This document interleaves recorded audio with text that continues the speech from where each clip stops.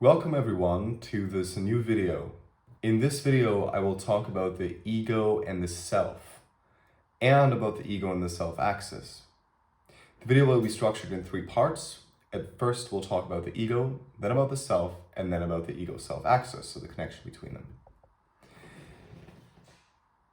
If you like this channel, I would really appreciate if you could subscribe to the channel because that'll help me grow my presence and the content subsequently as well. It also helps if you hit the like button, and this is most important. If you have something that you want to say about the video, good or bad, whatever it is, but most importantly, I think any recommendations for future videos or comments on the content of the video in general, then please leave a comment. Let's begin talking about the ego.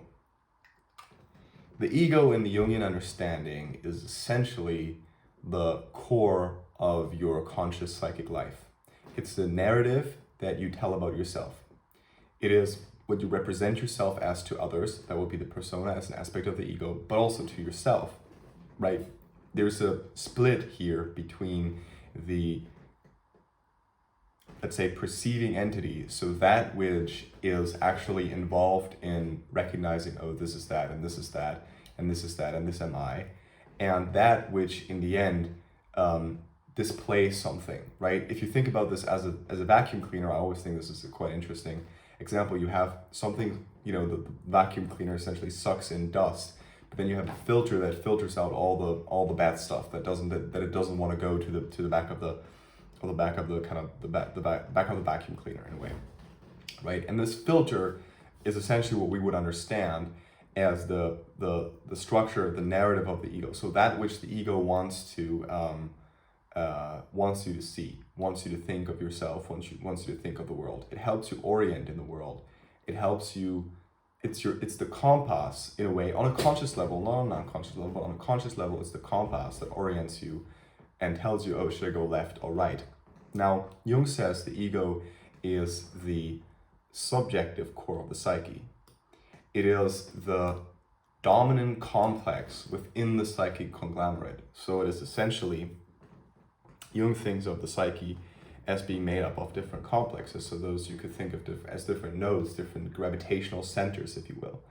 And the ego is the central one of those. So it dictates the interpretation of all others, right?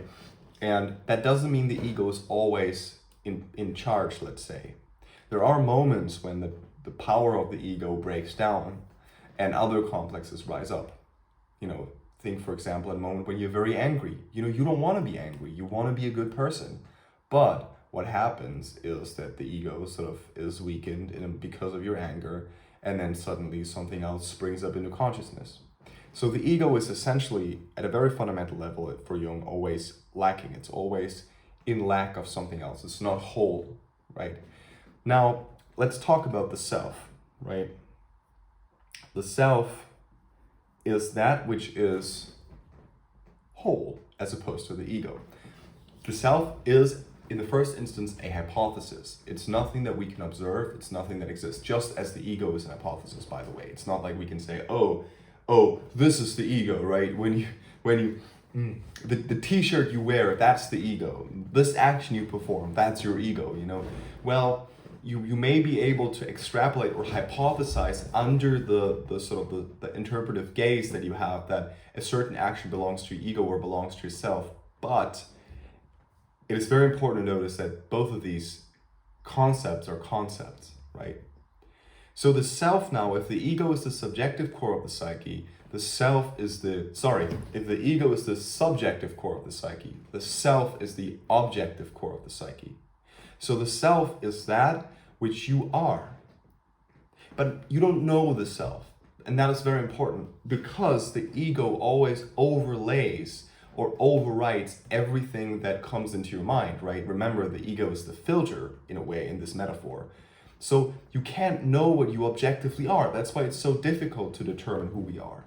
Because whenever something comes flying our way, we're immediately in the process of interpretation. And interpretation always means we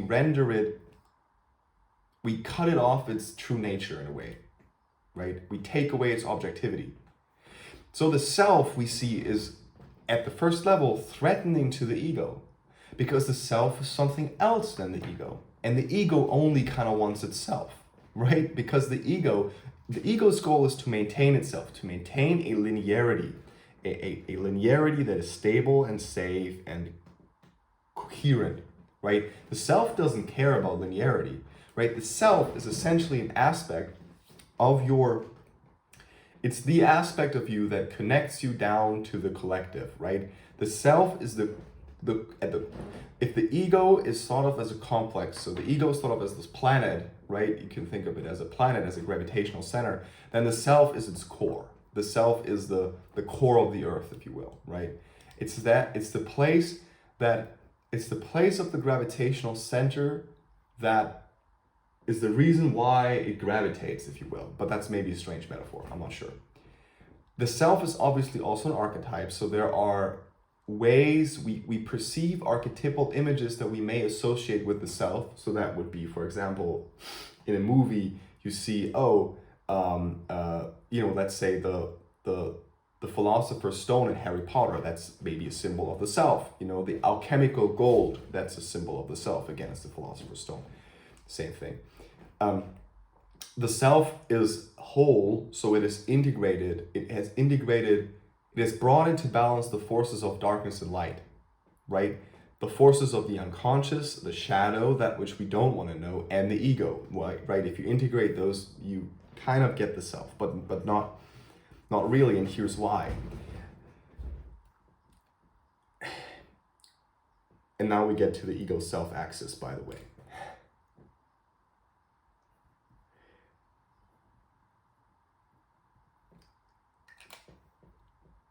In the first half of life, the ego differentiates from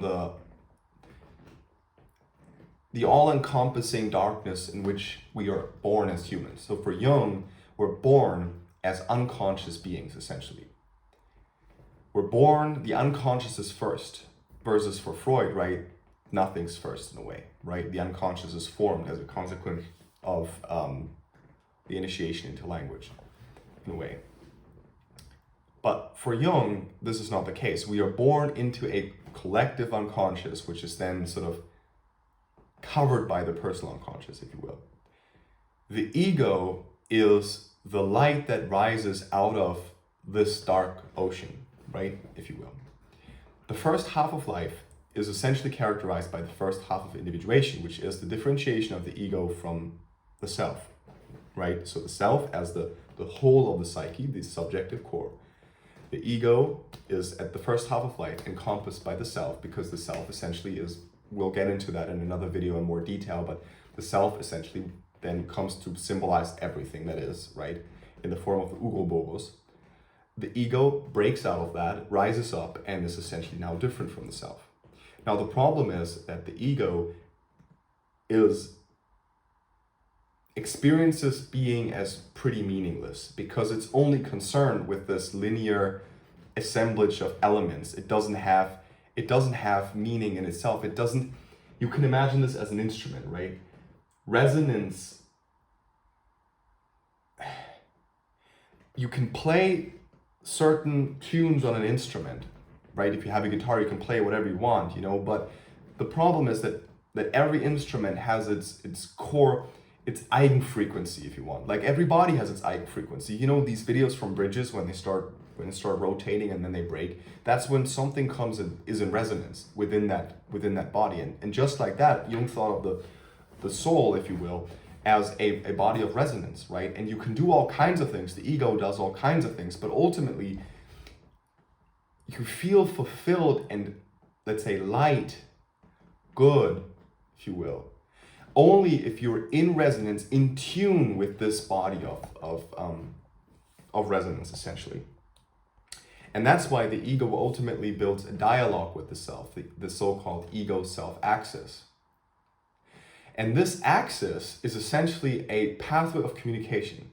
And now this doesn't require that the ego does anything, because the self guides the ego. Remember, the self being everything, the self being at the core of the ego as a complex, The self is always already there. It is around you. It's present in whatever you do. It's present in whatever happens. You don't have to do much, but you have to see and recognize.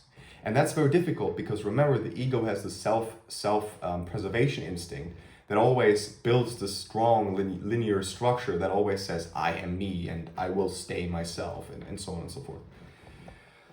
And so, in a way, and this is a complex proposition, I think, in a way, I think the self functions as a rupturing force onto the ego. The self tells the ego, oh, look, you should go there, you should see this. And it sort of prompts us to see, it prompts us to recognize and reconsider, sacrifice certain aspects and build up others, depending on the time, depending on the cycle that you're in. And so that's I think, a very complex relationship of the ego and the self. And we will have to discuss this in other videos, but I want to keep this video very short, as a short introductory video. So I hope this was helpful. And please leave your comment and let me know if you want me to delve deeper into this and which aspects you want me to delve in. And don't forget to subscribe and hit the like button if you like this video. Thanks a lot.